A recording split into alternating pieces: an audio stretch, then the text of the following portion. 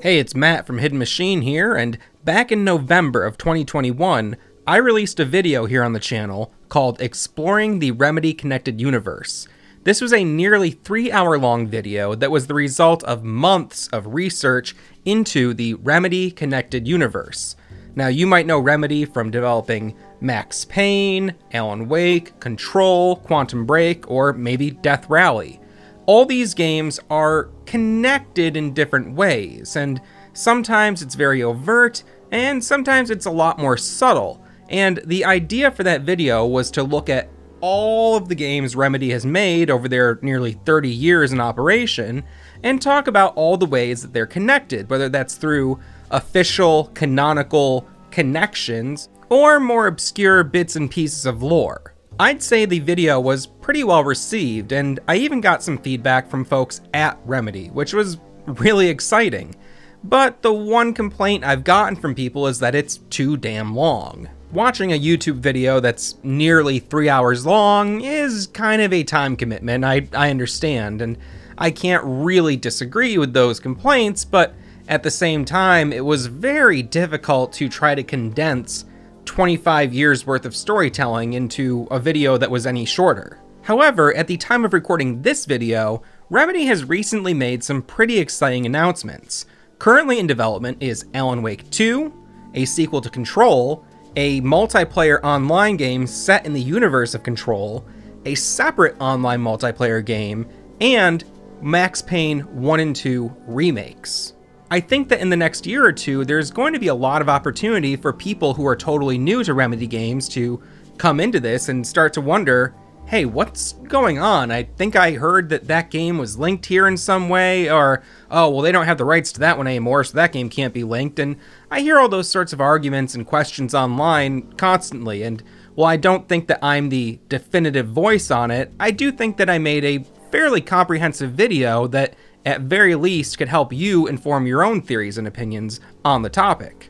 So in the interest of bringing new people into the fold, I've decided to take that 3-hour-long video and break it down into smaller, more easily digestible chunks with these little on-camera introductions like the one you're seeing right now. In this first video in the series, I'll be introducing the concept of the Remedy Connected Universe. I'll speak a bit about Remedy as a company, and then we'll be looking at Remedy's first game, 1996's Death Rally.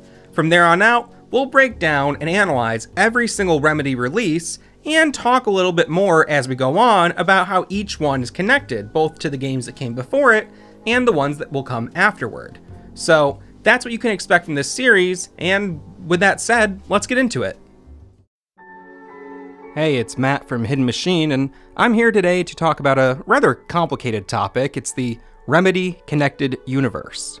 I started casually working on this video several months ago, but over that time, I wound up delving deeper into the games and their lore than I ever thought I could.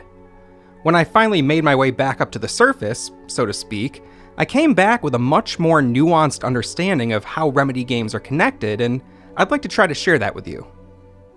Remedy games all build on one another, both refining and expanding upon what previous games have presented to players.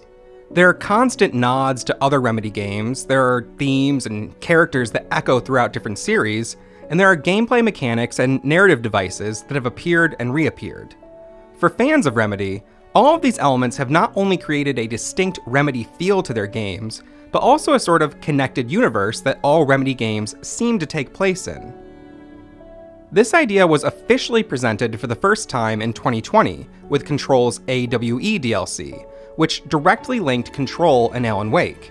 But if we go back further into Remedy's catalog, we can see many different instances and iterations of this connected universe concept. In a 2013 Reddit AMA, Remedy's creative director, Sam Lake, said that to him, all of the Remedy stories are connected and linked in weird ways, and that they are all part of the same multiverse. Now, is it all canon? Well, sometimes, and sometimes not.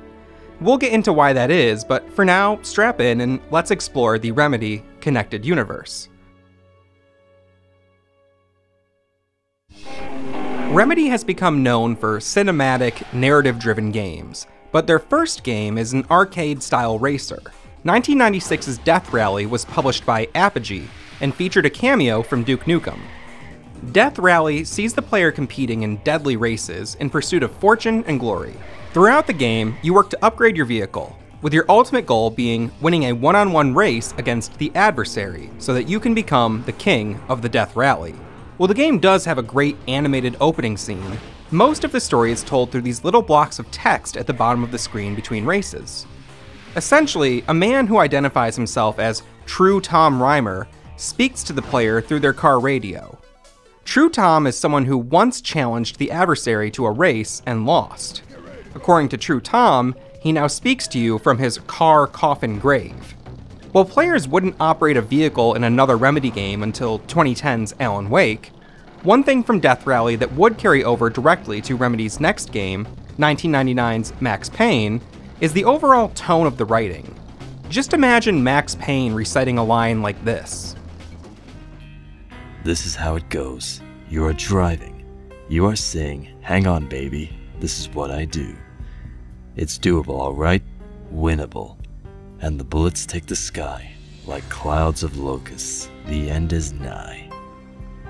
That dreary, metaphor-laden style is an undeniable part of what makes Max Payne such a memorable experience.